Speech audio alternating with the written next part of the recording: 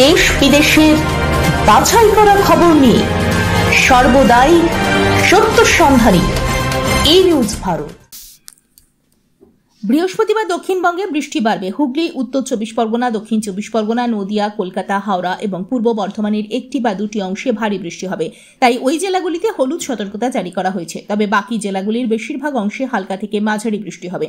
পাশাপাশি দার্জিলিং, জলপাইগুড়ি, কালিম্পং, আলিপুরদুয়ার এবং কোচবিহারে ভারী বৃষ্টির জেরে হলুদ সতর্কতা জারি করা হয়েছে। সঙ্গে বজ্র বিদ্যুতের সম্ভাবনাও রয়েছে।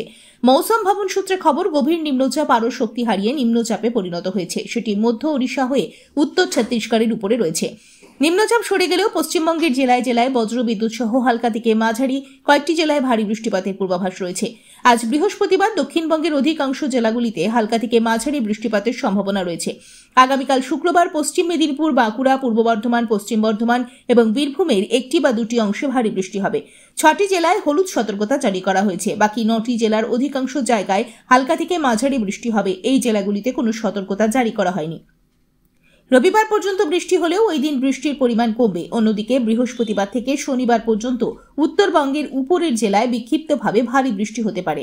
আজ কলকাতা ও তার পার্শ্ববর্তী অঞ্চলে দিনের সর্বোচ্চ তাপমাত্রা 32 ডিগ্রি সেলসিয়াস, সর্বনিম্ন 27 ডিগ্রি সেলসিয়াস। বাতাসে আপেক্ষিক আর্দ্রতার পরিমাণ 82%, অনুভূত তাপমাত্রা 41 ডিগ্রি সেলসিয়াস। আজকের বৃষ্টিপাতের পরিমাণ 11.9 মিলিমিটার।